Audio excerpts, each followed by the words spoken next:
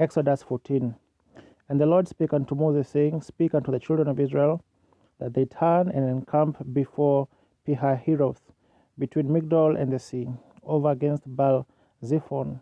Before it shall ye encamp by the sea. For Pharaoh will save the children of Israel. They are entangled in the land. The wilderness hath shut them in. And I will harden Pharaoh's heart, that he shall follow after them, and I will be honored upon Pharaoh and upon all his host, that the Egyptians may know that I am the Lord.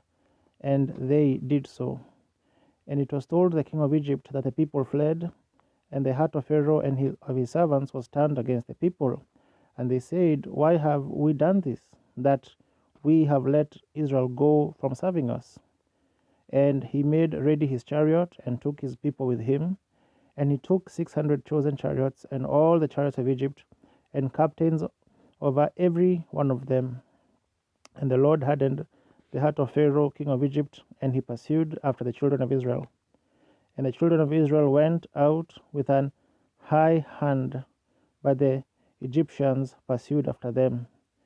All the horses and chariots of Pharaoh, and his horsemen and his army, and overtook them, encamping by the sea, beside Pihahiroth, before Baal-zephon.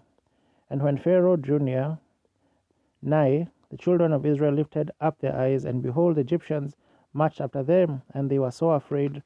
And the children of Israel cried unto the Lord, and they said unto Moses, Because there were no graves in Egypt, hast thou taken us away to die in the wilderness? Wherefore hast thou dealt thus with us, to carry us forth out of Egypt? Is it this the word that we did tell thee in Egypt, saying, Let us alone, that we may serve the Egyptians? For it had been better for us to serve the Egyptians than that we should die in the wilderness. And Moses said unto the people, Fear ye not, stand still and see the salvation of the Lord, which he will show to you today.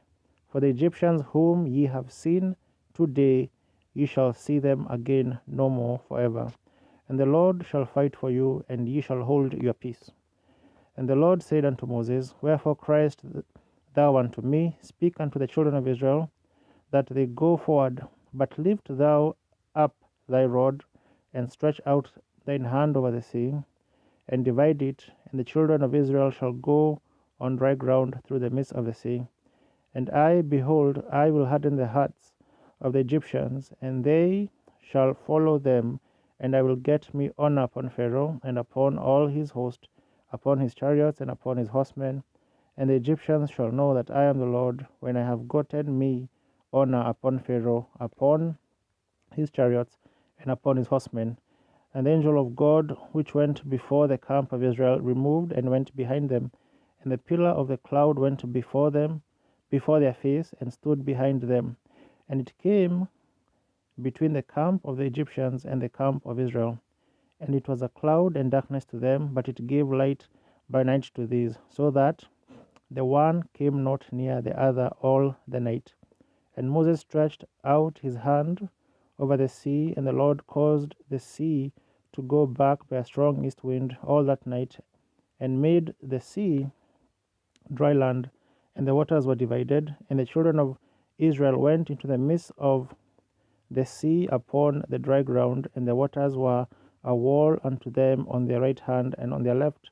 And the Egyptians pursued, and went in after them to the midst of the sea, even all Pharaoh's horses, his chariots, and his horsemen. And it came to pass that in the morning watch the Lord looked unto the host of the Egyptians through the pillar of fire and of the cloud, and troubled the host of the Egyptians, and took off their chariot wheels, that they drave them heavily, so that the Egyptians said, Let us flee from the face of Israel, for the Lord fighteth for them against the Egyptians.